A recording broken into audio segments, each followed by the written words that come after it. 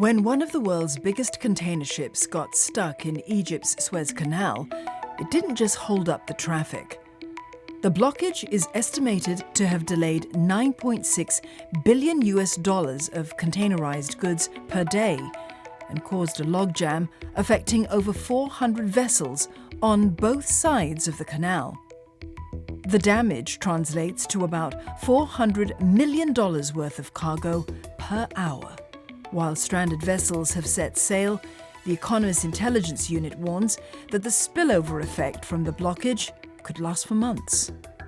So all the ships that were held up on either side of the canal are now delayed getting to their destinations. Ports on both sides are now going to have congestion. So look, that's going to cause some knock-on effects for some time to come.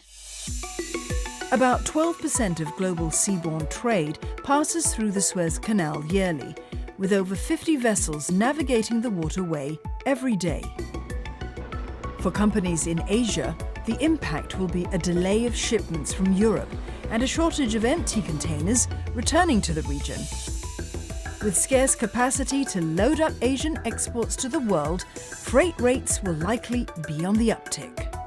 Over the next 3 to 6 months, as we'll see slightly elevated freight rates from Asia to Europe. But I suspect the majority of those higher freight rates are going to be passed through into customers. So there'll be some delays in sales, maybe some lost sales, and some impact on margins from the freight rates that can't be passed on to final consumers. But I think for the long term, there won't be a noticeable impact on Asia's export-oriented economies.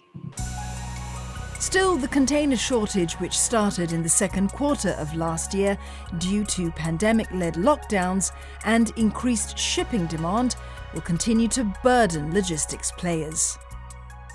It's going to take a while for it to be ironed out. And it's not going to be something that you can just introduce more containers or more ships, because I think the choke points are at the handling capacity at the seaports, at major distribution centers.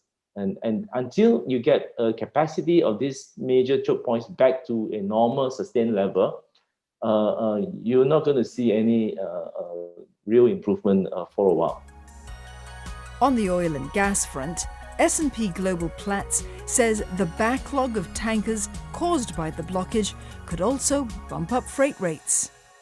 The oil and gas tanker, we generally talk about the 10 to 50% increase without the incident. With the incident, maybe up to 15-20% increase overall, given the increase in demand for oil over the coming months. The Suez Canal carries about 10% of global oil trade and about 8% of liquefied natural gas. We have a rough estimate, something like anywhere between 4 to 5 million barrels a day, moving in both ways. If you multiply 4 million by up to 10 days, that is 40 million barrels of oil got delayed. The Suez Canal Authority will reportedly seek over $1 billion in compensation for losses. As more industry players count the cost, who foots the bill for insurance claims to cover spoiled goods, and shipment delays will likely be a complicated task.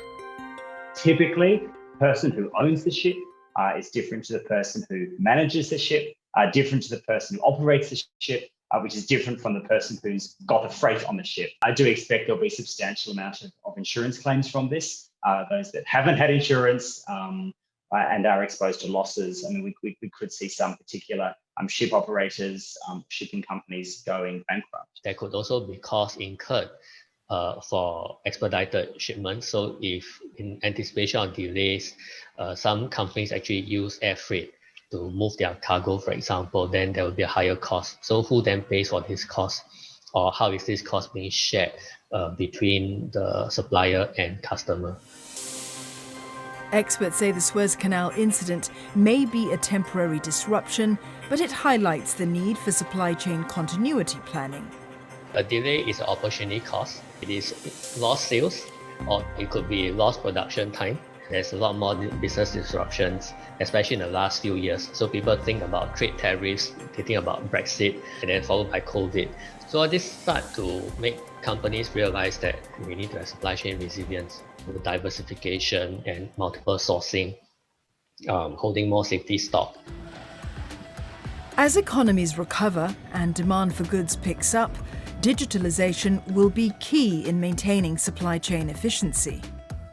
The COVID situation actually planted new mindsets. The just-in-time and lean inventory may not just work so well. The diversification of logistic sources in terms of cargo, the ability to be more flexible in the way we move things around, and having some buffering stock, which actually all require better data visibility. If you are not very clear about what you have, then you don't really have the ability to orchestrate things. And having incidents like the Suez actually points to the fact that the shocks are always there. It can happen anywhere. So you just need to be very agile in how we do things.